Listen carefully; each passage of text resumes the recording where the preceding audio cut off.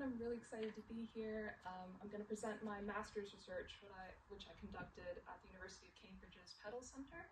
So my talk is titled Brick by Brick, Autistic Students' Experiences with Lego-Based Therapy. And I brought some Lego as well.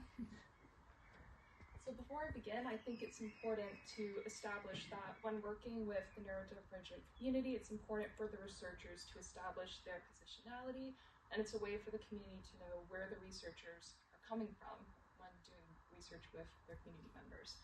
So I come from a biracial mixed neurotype family. Many of my students that I've worked with over the years are mixed neurotype, as well as part of the LGBTQIA+ community, and I'm an educator turned researcher. So I am more keen in doing research that has a practical basis as opposed to theoretical. I use theoretical models to enforce my research, but I'm most keen in making beneficial, practical impact for the community. So just a little bit about play and autism. For those that don't know, autism is a neurodevelopmental condition that primarily impacts one's ability to communicate socially, motor behaviors, as well as differences in self-regulation behaviors. And historically, a significant number of autistic children experience social barriers in school, such as isolation and peer rejection. And although there have been many reasons proposed for this, one of the proposed reasons is they're feeling isolated because in the differences of how autistic children play compared to non-autistic peers. And recorded examples of autistic play can include maybe pretending to play on one's own, being more attracted to sensory objects or sensory experiences, or maybe feeling more possessive about their play items and not feeling as wanting to share with other children. However, I think it's very important to note that historically, and sadly still today, autistic play experiences are frequently interpreted through a deficit model lens of disability. So in a nutshell, this means that whenever a child's play is deemed as different, it's kind of seen as negative or bad, or it's going to delay them into becoming a normal person. But I am not a firm believer of this model, and instead I want us to keep in mind this brilliant quotation from an ethnographic researcher named Willens, who aptly puts that playfulness can simply be a different way of expressing emotional, physical, and psychological behaviors towards objects and others. So I really want us to take away this main thing, if anything, that just because play is different, it doesn't mean it's bad. It's just different. So what is Lego-based therapy? Lego-based therapy is a social skills intervention with elements of guided play, first developed by Legoff, who ran a private autistic clinic back in the 90s. And his goal with creating this intervention was to facilitate social skills in autistic children, such as turn-taking, active listening, problem-solving, and teamwork. And a lot of the research that I used to base this study on came from the University of Cambridge's Peddle Center, and they found that physical manipulative play, such as with Lego bricks, can give children opportunities to develop language, socio-emotional skills, foster creativity, and imagination. So there's a lot of research in the play sphere that document this. And the intervention is now being widely used across the UK and even different parts of the world. And it is well and positively perceived by teachers and parents. However, from a more clinical perspective, the overall quality of studies on this intervention are quite low due to the extreme variability across clinical and socio-demographic characteristics, as well as small sample sizes, which is not an uncommon occurrence in autism research, I must say, but it definitely does merit something to keep in mind when it comes to sharing the findings and making generalizable statements about the community. So just a brief intro into what the intervention entails. So you'd have a group of 3 students and an adult facilitator, and each student would assume a role.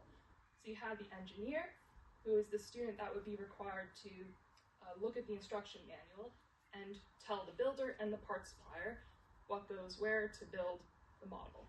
So at the start of each session, the group will want to build a target thing. It could be a ship, car, a flower, whatever the instruction booklet says. And then you have the builder, This is seen as the most advanced role, so this would be the student that physically puts the bricks together. And then you have the part supplier, who's responsible for looking into the Lego bucket or the Lego bag and finding the exact pieces that are needed. And the idea behind the intervention would be every time the students come together, they would switch roles. So every student has the opportunity to be someone different. So when it came to actually conducting the study, I found three main gaps in the existing literature. Participant voice, inclusion of autistic children with co-occurring needs, and school-based research. So according to the United Conventions for the Rights of the Child, Articles 12 through 14, children and young people have the right to give their opinion on decisions that impact them. So being in a school setting, for example, children are often just told to do X, Y, Z, follow school rules, uniform policy, what have you. But they have the right to give their opinion on all the decisions that impact their lives. And it also includes how they feel about this intervention. And I think the more that we listen to the children and young people, the more that we can find the courage and the strength to continue to challenge the deficit model of disability, which has historically held this community back, like from achieving flourishing lives. And when it comes to doing autism research in particular, it could be due to the ethical considerations or the time and resource management, but we tend to recruit autistic children without co-occurring needs. So this means children without a language need, a behavior need, physical support need, etc. But because autism is a spectrum condition, which means that you probably won't ever meet one autistic person who's exactly like another, but also just play is a universal behavior that all children and all adults do at any stage in their lives. This means that our understanding of play needs to encompass everybody. We can't leave a certain group out because research deems it as too challenging to do. And finally, the existing accounts for this intervention have mainly came from parents and school staff, but because students are the primary users of this intervention, we need to hear their voices as well. So the aims of my study were to explore first-person accounts of how this intervention helps or doesn't help autistic students in school. And I will preface by saying that I wasn't as interested in looking at the difference in their behaviors before and after taking part in the intervention. I was most interested in exploring their socio and emotional well-being and how this intervention does or does not support that. So a little bit of background about my participants. I was very fortunate in being able to recruit 14, the mean age being 10 years old. The student sample was a mixed ethnic composition, and the sampling method I used was convenience sampling, and all the students came from an independent all-through school for autistic pupils in Southeast London, which is where I was working at the time. And all the students were diagnosed with autism as well as an additional need, and the list of their additional needs are on the screen there. I will admit, I had the most fun designing this part of the study. So I decided to go with video recorded semi-structured interviews, but I think what made this study very special was that I gave the decisions when it came to the interview configuration and the paired play activity to the students. So I asked each student, how do you want to communicate to me? Do you want to communicate alone, with a pair, in a group? Do you want to play with Lego? Do you want to kick a football? And we do the interview that way. Because I knew from experience of working with students, but also just when working with children, it's very hard to get them to sit down for you and they will speak into a camera because children want to move and they have changing attention spans and they'll be very spontaneous sometimes in how they react. So I wanted to make the experience fun, but also to give them a space where they felt empowered and safe to tell me how they really felt about how this intervention impacts their school life. So because I was video recording the semi-structured interviews, I decided to go with a multimodal analysis framework. So to analyze the verbal transcripts, I used Braun and Clark, who is pretty much the trademark framework for when doing qualitative analysis, in psychology at least, and Norris's video framework analysis to code their nonverbal behaviors as well. And the nonverbal behaviors I were most interested in were proximal changes, interactions with Lego or their paired play activity, as well as gestures that they may have used. Because some of my students found it really challenging to communicate with spoken language. So if they were gesturing, moving closer to me, interacting in a way with the Lego, I wanted to capture it all. So when it comes to the results for the thematic analysis, I've grouped their experiences into 3 themes, and the color-coded quotation can give you an idea of what the students were saying in each theme. So overall, the students have very positive experiences with Lego. The element of fun is persistent through all 3. So in summation, I think this intervention is really great at embedding an element of fun into what would seem as a dull task of strengthening social skills. The students also thought it's creative. Some students really like the group dynamic aspect of the intervention, and they also found that how they felt in the intervention would then transfer over into positive effects in the classroom. So some students spoke about having increased concentration or focus, or feeling more relaxed or happy. So if something stressful happened in the school day, they take part, they leave away, and they feel better, which is great. 2 students, however, gave me suggestions on how to make the intervention better, which I thought was really funny because this one student, I put their transcript up there on screen as well. They wanted to have elements of competitive builds and then destruction, so who can build it the quickest and destroy it.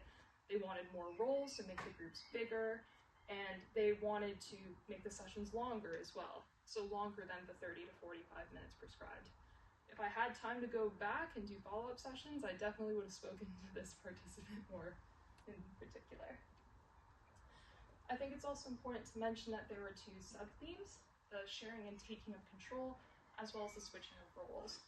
And in both cases, the students really like to use the camera as a tool, play tool, but it became something more powerful. It was a way for them to flip the researcher-participant dynamic. So after I would interview them, they would flip the camera towards me and ask me the exact same questions or their own questions about how I felt about Lego in the intervention. So I think when we use tools in research with children, it's important to think about how they might perceive it, not just from a researcher's standpoint. And if this is the last thing that I get to say because of time running out, I really want you to, pardon the pun, let go of your misconceptions. My sister told me to put that in. And the misconception I especially want to challenge is autism and pretend play. So on the screen, I've put up 2 images of a participant who was doing the interview with me. They are building their own Lego model, and this is their verbal transcript of describing what they are building. So this participant in particular is autistic and also diagnosed with a speech and language condition, which on paper says that they cannot use language functionally to communicate, which means their language has no meaning. I wouldn't be able to understand them if they made verbal utterances. But as you can clearly see, we can all understand what they are saying. They're very aptly describing what they are doing. There's elements of pretend play, using gestures, including a robot. So again, I think it's this way that Lego play can really challenge what we think we know about people, and then they can show us differently. And these are just some screenshots from the video analysis.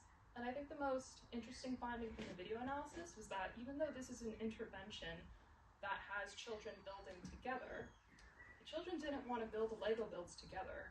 They wanted to build their own thing and then show it to their peers. And it tended to be participants with similar communication profiles that actually wanted to build something together.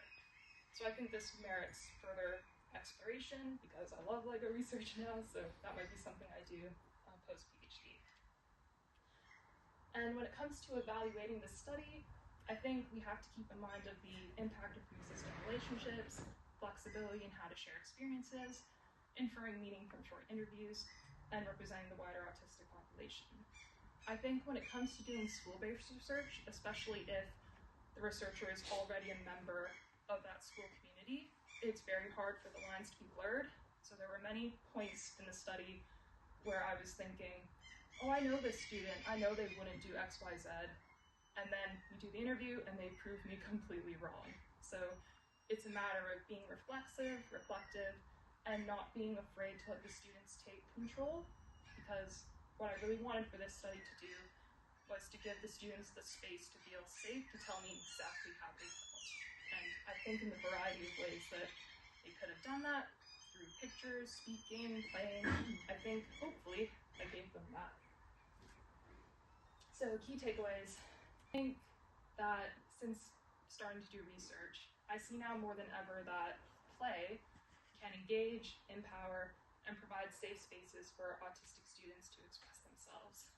It's really sad that it's 2025 and overwhelmingly the majority of autistic students do not feel safe in school, and many would rather not be in school. But if we can use play to help them make these spaces feel safe and empowered, it would only do them good, I think. Because play facilitates learning and challenges what we think we know, again, thinking back to autism and pretend play in particular. And if we can use play in this manner, we can support schools to be more than just places of learning. They can become places of belonging for these students. And I'll just finish by saying thank you to my students for sharing their experiences with so much joy and candor. Thank you very much.